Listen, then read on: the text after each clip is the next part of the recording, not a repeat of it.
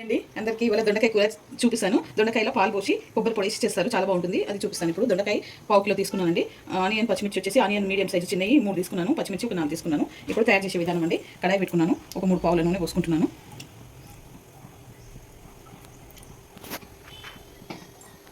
Oil ఎక్కిందండి. దీంట్లో onion పచ్చిమిర్చి వేసేస్తున్నాను. ఇప్పుడు కలుపుకోవాలి.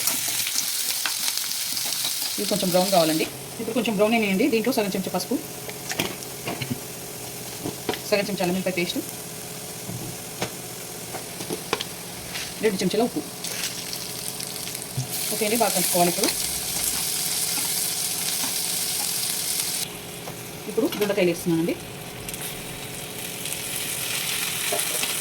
దొండకాయలు వేసి కలుపుకోవాలి.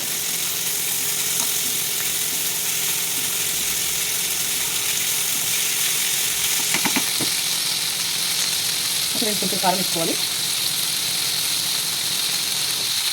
వేసుకొని బాగా కలుపుకోవాలి. ఇది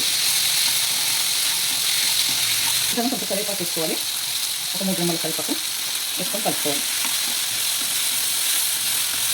కొంచెం వేగినాక పాలు పోసుకొని కొన్ని వాటర్ పోసానండి. ఒక స్పూన్ అని వాటర్. ఇది కొంచెం మగ్గిందండి. దీంట్లో ఇప్పుడు పాలు పోసుకుంటున్నాను.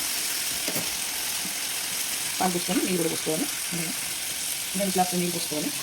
2 గ్లాసుల వాటర్ అన్నాను కదండి, 2 గ్లాసుల వాటర్ పోసుకున్నాను. ఇప్పుడు ఇది కొంచెం ఉడకనివ్వాలి.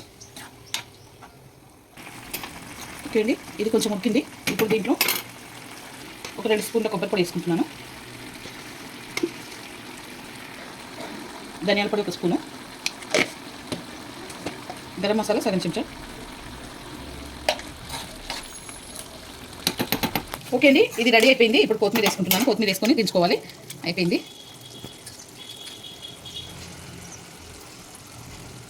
ఇది చాలా బాగుంటుందండి. రైస్లోకి, చపాతీలోకి చాలా బాగుంటుంది. పిల్లలు చాలా ఇష్టంగా తింటారు. మా ఇంట్లో మా అందరికీ ఇష్టం ఇది.